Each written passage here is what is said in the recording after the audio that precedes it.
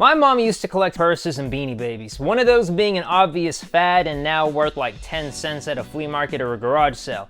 The other being purses that she still collects to this day. My dad, regardless of his constant denials of being a collector, collects both books and hats. While I, like every good patriotic American, collected debt. This, of course, could be a byproduct of my other hobby, which is collecting Pops. If you couldn't tell by the background, you should see my other room. Yeah, I get it. I'm a Funko guy. I know. I saw the comment, and I can't argue. It's pretty valid. Nonetheless, you can tell me you collect coins, you collect hats, you collect Pokemon cards. Hell, I won't even judge you if you collect Halo stuff, even though you rightfully deserve to be judged. But there is a line. If you collect porcelain dolls, do not invite me over, do not talk to me. Hell, don't even breathe in my general direction. That is some red flags if I ever seen any before. And trust me, I know a red flag when I see one. You see, dolls have this element of fear that I can't really put my finger on, and a lot of people, such as yourself, can't really put a finger on it either. It's something about the dolls that make you, like, scared, and it could be like Raggedy Ann dolls, or porcelain dolls, or whatever this Fuggler doll is that's hit fashion. But maybe it's their face, the lifeless, deadpan face of a doll that seems to invoke fear into people, like a primal fear. Or maybe it's because they are so similar to children that it sparks this immense feeling of anxiety and responsibilities in our brains that we don't know really how to translate it. So our brains translate it to fear and longing to end it all. Or it's from their eyes just staring into the deepest pits of hell's abyss, and it's just like, what are you looking at, kid? Me? I'll punt you, you little f***er. A cognitive neuroscientist, Dr. Daniel Claridge at Cardiff University in Wales, says that there are two defining features that create creepiness in our minds, and those two would be familiarity and ambiguity. Dolls look lifelike and have features of something living, and yet still hold no emotion in their lifeless eyes. Almost like they lack emotion, which gives us this uneasy feeling of what are they thinking? Are they thinking? Can they think? Can I think? Am I thinking? Do I exist? And it's that lack of emotion that gives us this uneasy feeling like we're being watched, and we feel like we're being watched regardless of it being a lifeless piece of porcelain or plastic. There's an uneasy aloofness there, as if the doll can watch you even as you move around the room, says David Kupferman, an associate professor of education at the Minnesota State University at Moorhead. Moorhead. So yeah, we seem to have an innate fear of dolls for some reason, especially ever since the 90s with the introduction of Chucky. And I mean, my fiance is like petrified of Chucky. We went to this bar and someone dressed up as Chucky and like chased her around the bar and had her in tears. One of my friends had to jump in and like almost beat this guy's ass. And now we have like Annabelle to add to the flame, which I mean it. I want to add Annabelle to the flame. I don't want this in my house. But I do have a soft spot for Chucky. I love Chucky. But there are dolls all over history that are tied to like the supernatural and have some very spooky undertones. Some of these dolls had reasons for existing. For example, to maintain social order like the Minkisi dolls from the Congo region in Central Africa. I hope I pronounced that right. The living can use the Minkisi to inflict harm upon a person, ranging from a headache to falling off a cliff. The Minkisi imposes rules, and if you violate them, it can punish you. It's supposed to be like the disciplinary action for the Congo region. It's to scare kids. I'm sure you've been told stories before that are meant to scare you from doing something stupid, like La Llorona in Mexican culture, who is a ghost that wanders the side of the Rio Grande just to scare children from wandering into the Rio Grande River and drowning. It's a necessary evil, if you will. And then you also have dolls that are meant for like more personal use, like the voodoo doll. I'm sure you've heard of a voodoo doll before. This doll is no different from any other type of doll. However, the sharp pins which accompany the doll make it a voodoo doll. The person handling the doll has complete control over the doll and can push the pins into the entirety of its soft body, and they would like attach strands of hair or put something with the namesake on the doll to make that person the host or the subject of the voodoo doll to inflict pain from afar. And then you have like the Native Americans with the Hopi Cochina dolls, or Hopi Cochina dolls. Hopi, it's right here. This doll. It represents spirits and stories that are handed down from generation to generation. Kind of more of like a vessel of history and culture that they would use to, you know, pass it on to the next generations. Easy peasy. But dolls today, Dolls today. Regardless, we all know someone, be it a grandma or a weird aunt, that you stayed at their house for a night and you saw they have a collection of porcelain dolls or glass dolls. What's the difference? Or plastic dolls, or maybe even the ones that can open and close their eyes. I know you know what I'm talking about. And you probably swore you saw it move one day or blink or look at you. I was in your shoes. I've had that happen before, but I'm just dumb. And then you get to today's dolls, like the ones I was talking about earlier, called fugglers. Yeah, unfortunately my friend had introduced this to me and fucking poisoned my brain with whatever the hell this is. This is a fad, and I hope it's a fad. I hope this goes away, like the Furbies. You remember Furbies? Or are y'all too young for that?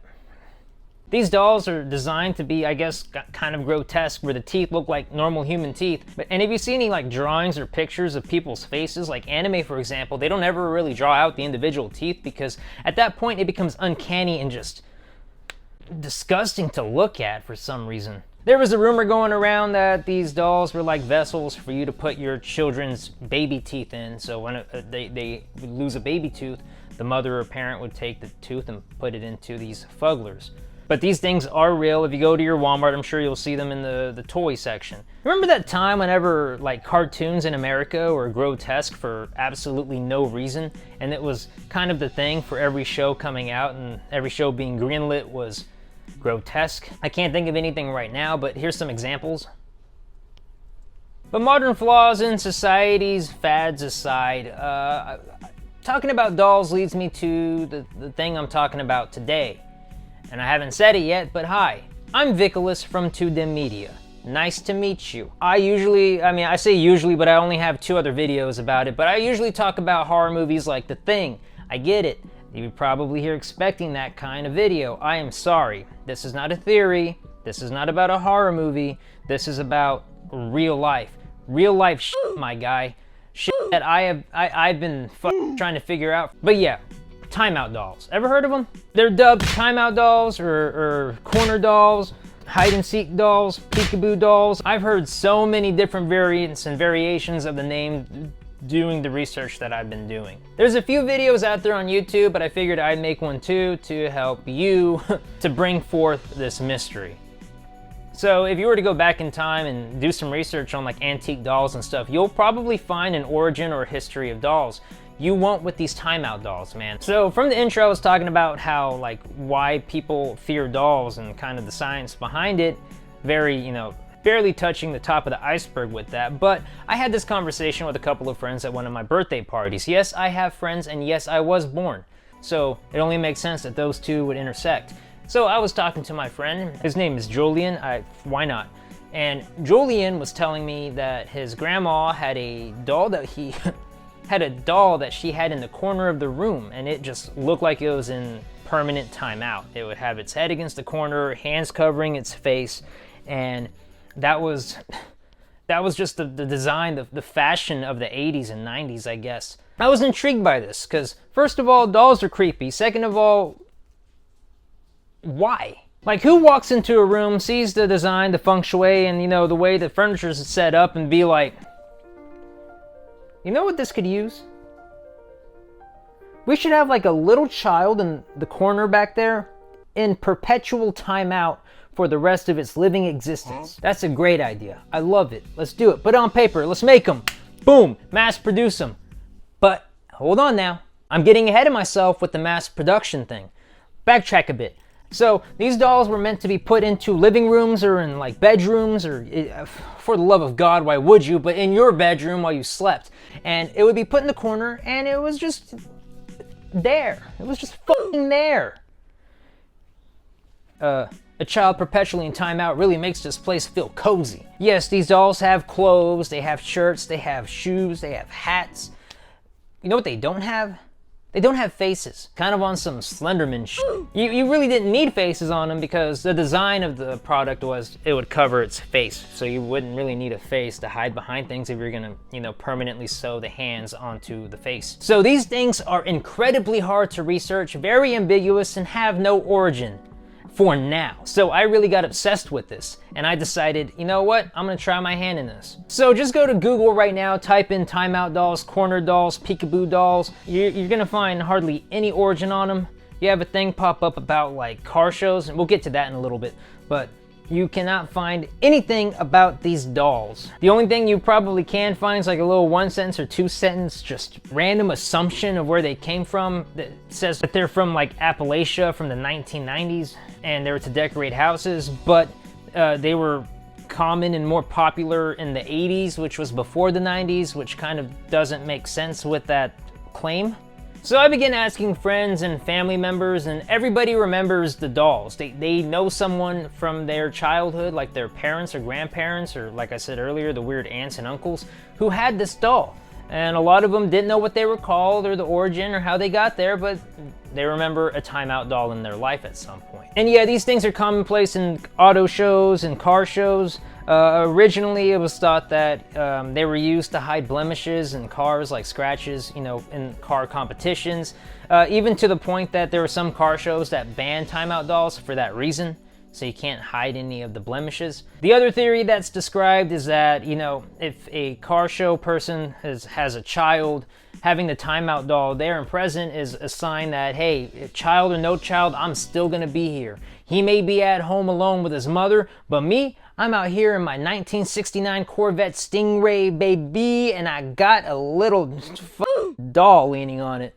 I don't know. Both sound chaotic and just pointless to me, but it's a thing now because of tradition. I don't think anyone in the car auto show industry knows why they're there, but they know they were there from the beginning, so carry on with tradition. And if there isn't a creepypasta about these things, look at that, the story writes itself. So to go back to my friend who brought it up, Julian, he also mentioned that his grandma used to be a school teacher, and she would have a timeout doll in class kind of as a disciplinary action, which is kind of weird because it kind of sounds familiar, coinciding with the Minkisi dolls I was talking about earlier. You know, the dolls that were designed to hold social rules and disciplinary actions spiritually. But she would have the timeout doll in the room so that way kids knew, hey, kid, if you disrupt class or eat another booger, that could be you. That could be you, and I will not hesitate to move that doll out the way and put you right in that corner. It's a crazy world, man, crazy world. So you can skip this next chapter if you're not interested in my f***ing hard work that I did to get here. And you can skip to this timestamp right here in the video if you want, or just go down to the description. There's some chapters down there. You can pick the chapter following this one. This is called the Research Chapter, because I'm about to lay out all my evidence. Now, if you're watching this video thinking that I find an answer for you, or an origin, or another clue to find the answer to the origin, you're wrong. I don't. I haven't. And trust me, it bugs me, but there is nothing on these fucking timeout dolls, man. So let's go ahead and get into the nitty gritty of the research I did.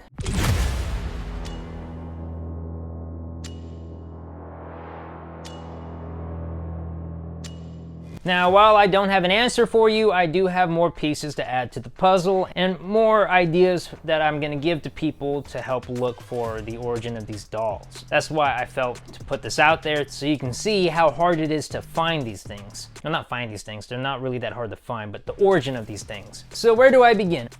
After searching it on Google for a long time and going to these websites and forums, I couldn't really find anything on an origin. So I had to do my own research, and I figured the best place to start would be eBay.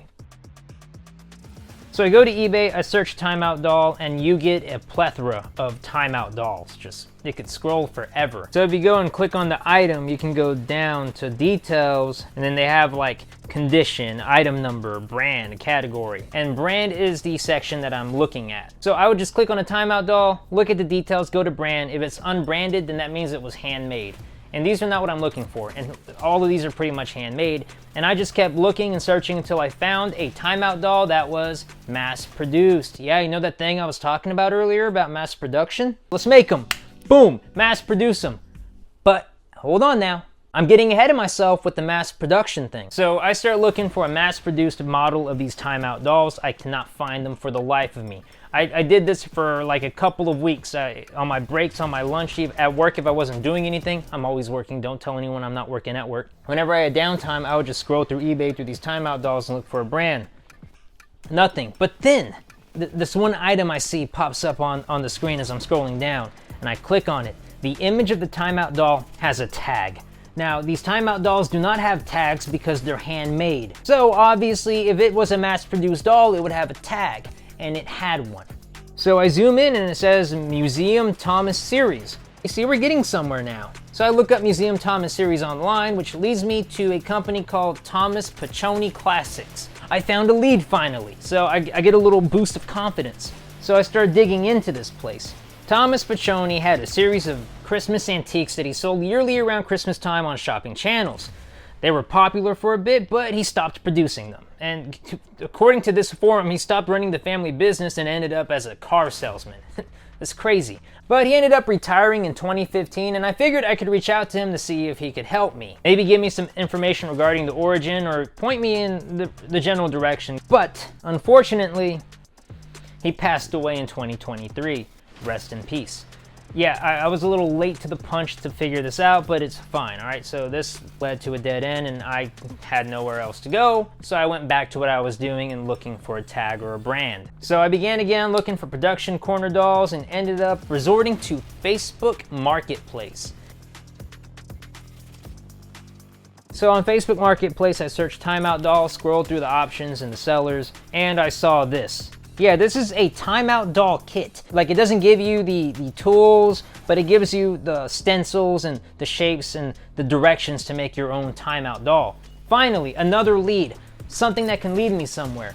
Now, if you zoom into the picture, it says this was produced in 1989 and the company's called McCall's Crafts. Looking into it, they're actually called McCall's Patterns. McCall's was founded in 1870 by James McCall and was a magazine company originally dubbed The Queen in 1873. And then the name was changed to McCall's Magazine, The Queen of Fashion, and then they shortened that to McCall's later. But in 2016, the company was sold to CSS. What the CSS stand for, I'm not sure, but I will put it here because I didn't dig that far into this. But I do know that CSS ended up becoming like the single owner of 4 huge mega pattern clothing companies. They were known as the Big Four. So I reached out to Simplicity, which is a branch of the CSS. That was one of the Big Four, and they seem to have the McCall's name under them in the website. So I reached out to them and I was hopeful, I was confident, I was waiting for a response. I'm like, this is it. This is the new lead, the big lead that will lead me to the origin of timeout dolls. And I woke up like a few days later to an email and nope. Unfortunately, those dolls are very old and the designers are no longer with the company. I don't have any history I can give you, thanks Lori. Thanks Lori, I already knew that. That's why I was reaching out. Maybe give me an email, a number of some of these people that used to work with the company. You probably legally can't, but come on, cut me some slack, man. I'm trying to solve a mystery here. So I decided it's time to just cast a wide net, all right? No more searching, I'm just gonna go directly to the sellers.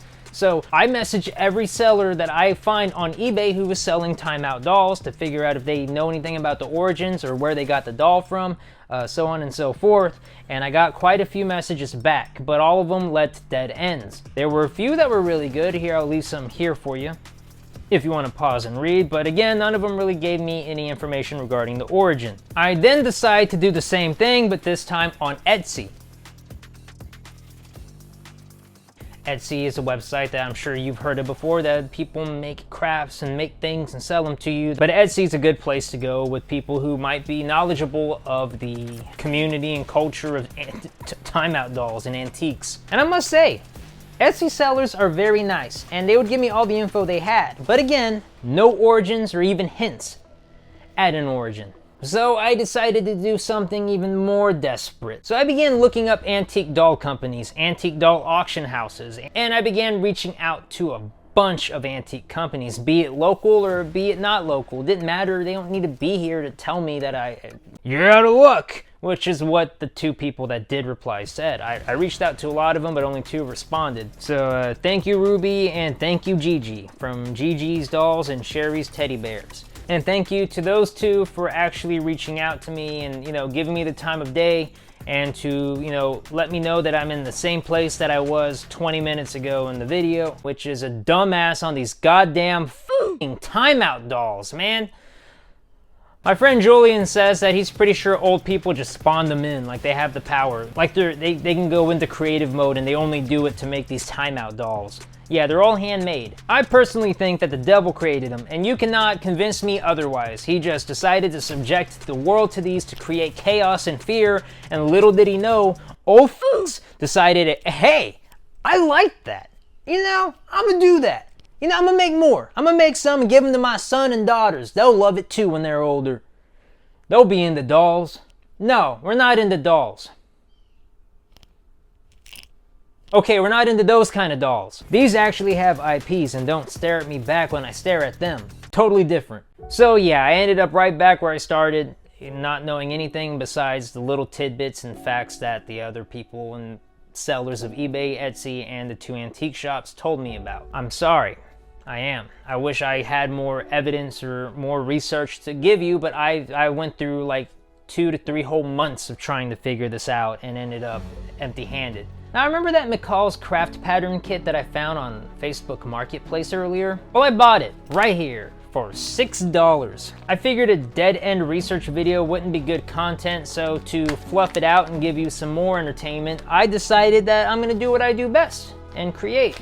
For those of you who do not know, I enjoy creating things. Like I made this Chainsaw Man helmet, which I saw a lot of people asking in the comments. I made this little Chainsaw Man figure up here.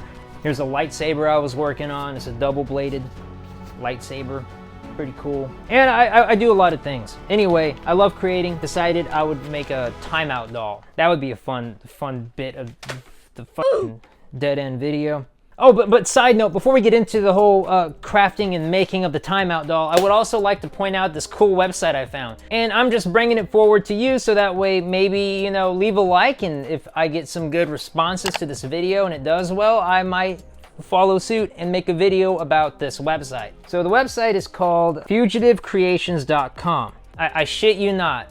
They have a section of haunted dolls. And what's crazy about it is to make these claims of a haunted doll just sounds like a scam in and of itself, but these dolls go through a paranormal analysis to make sure that they are indeed genuinely haunted.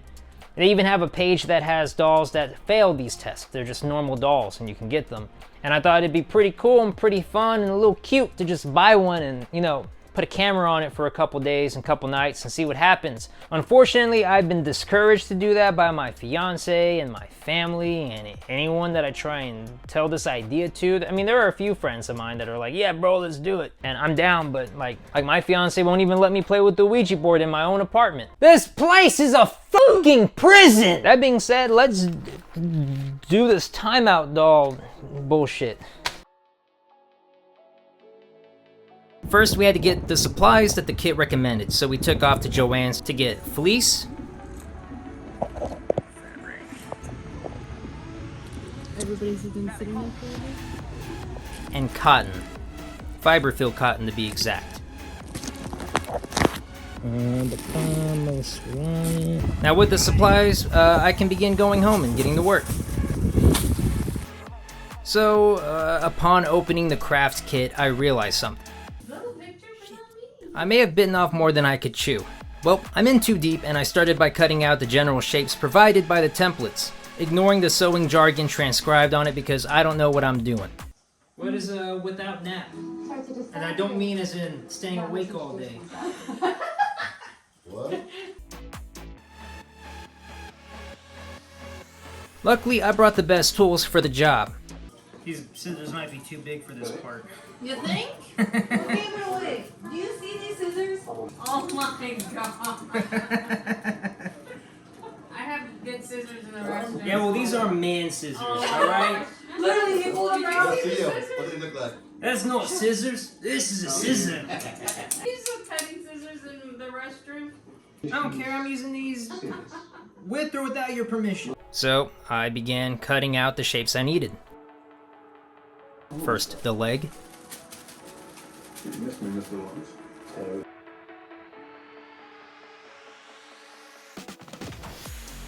Then the foot.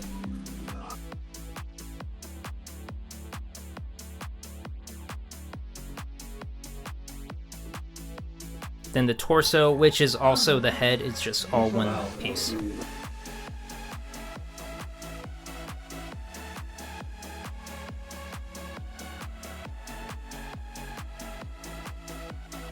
Then the arms.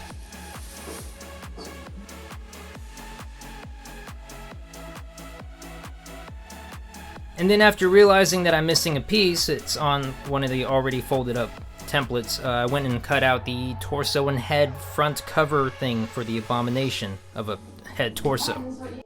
Now with all the templates complete, I now have to trace them on the fabric, or fleece.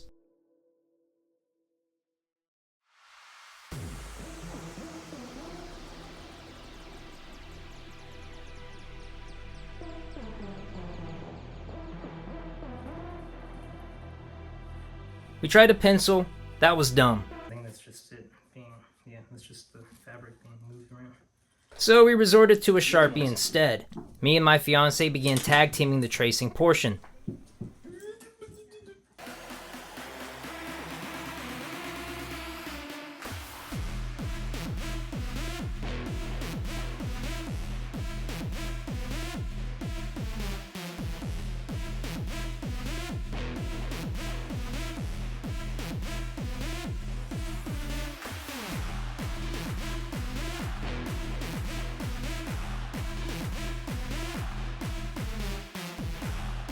Now with the line set, I begin cutting the pieces out.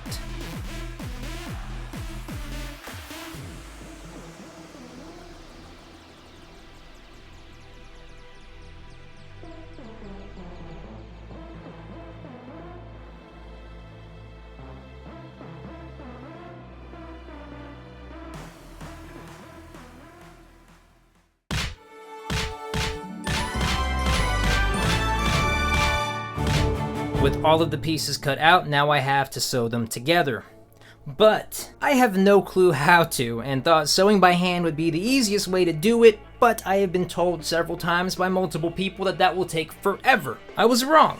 Okay, I'll admit it. So I figured let's ask for help from someone with a sewing machine and experience in sewing machine etiquette, i.e. my grandma. So we enter my grandma's place and she tells us to pin the pieces together using these really sharp pin needles. I'm sure you know what these are. So that's what we do. We follow the instructions, pin them the way we want them to be sewn.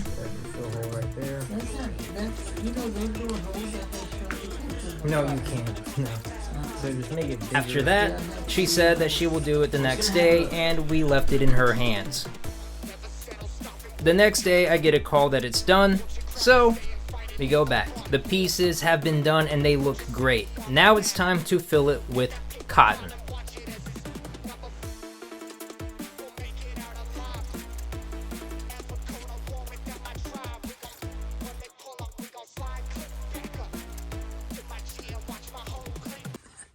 You wiggled it. Why?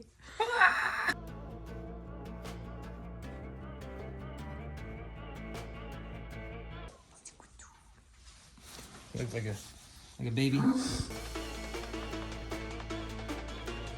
The cotton part was pretty easy until we got to the arm that required us to put a bent up hanger inside so that way we could, contort it to however we want it to look.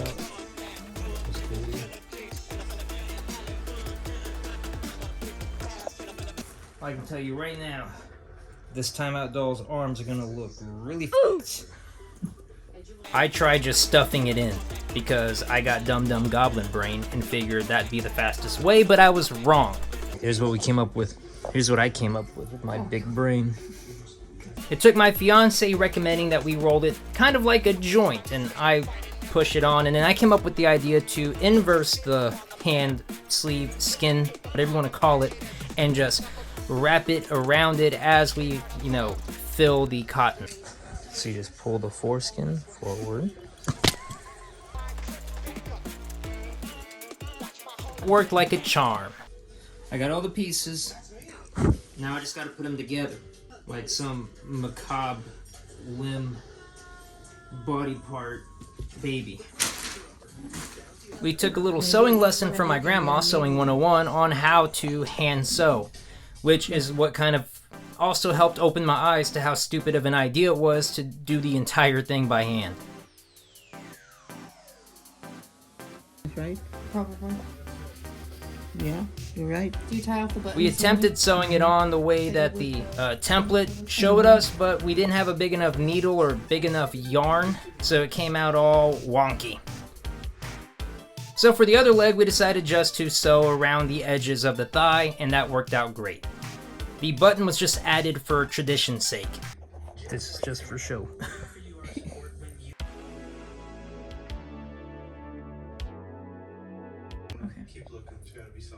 And then this one, looks like. So we took the other one apart and repeated those steps on that leg. With the legs sewn on, it is now time to add the arms, but I'm going to go home and do that there, because it doesn't require sewing. For some reason, the arms need to be glued on. I don't know why, but alright, whatever. After being interrupted by my cat Toka, I decided that I should just glue it on with some industrial glue. Using 3M glue, I glue both the top part, the middle part, and the bottom part of the back quote-unquote shoulders.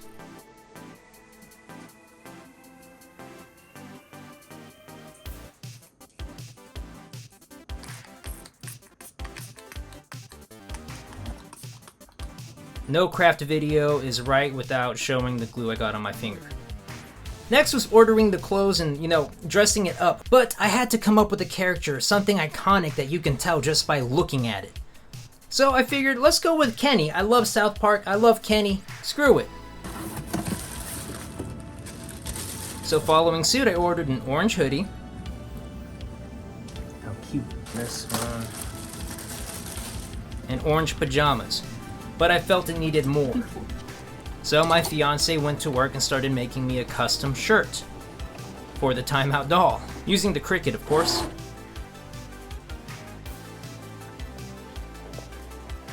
I figured that we would do something that was very channel appropriate. Peak content right here. So we did.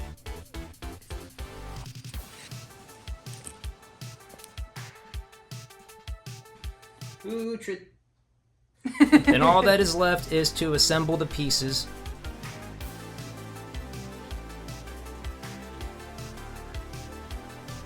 Trying to avoid my mom's cat, Uhtred. Uhtred is now in the shot.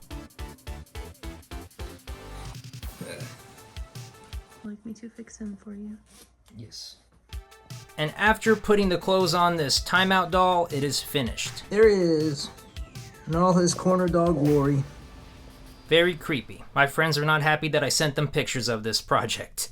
So yeah, this abomination took way longer than I wanted it to, and it was a little bit of a difficult task, if I would say so myself. And after making this one, my mom wanted one too. She didn't want this one, she wanted a whole new one, so I guess, the irony hasn't, gone over my head. I'm part of the problem now.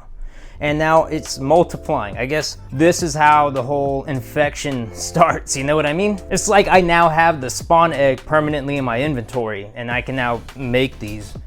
Unfortunately, I am probably going to stop after one more for my mother, because these things should probably be destroyed anyway. Anyway, the Timeout doll is going to be an ongoing investigation on this channel. If I can find any more information, I will post an updated video, I promise. This is something that I am unhealthily obsessed with, if you will. And I will continue to be looking around for answers. And if you have any information regarding Timeout dolls and the origin, please put it down in the comments below. I really need your help. And while you're down there in the comments, if you have any spooky, scary stories that you have regarding these Timeout dolls, please throw those down there as well, so that way I can read them and be creeped out and can't sleep at night also with you. Shameless plug time! Shameless plug, if you haven't heard, I'm a rapper. Yeah, I know everyone and their mother's a rapper now, but I've been a rapper for about 10 years. Link to my music down in the description below. This is the most recent thing. I'll also put the link to my channel where you can go and see my music videos and our projects and such. With that being said, please like and subscribe, follow the channel, hit that notification bell. I will be doing more content on this channel, not just horror movie, but a lot of other things, so be prepared, be ready. More stuff coming soon. And I got s'mores to make, so I'll see you in the next one. This is not the life that I feel that I'm owed. They said it wasn't fair, but this shit isn't even close. Tied to these demons, they aren't even my own.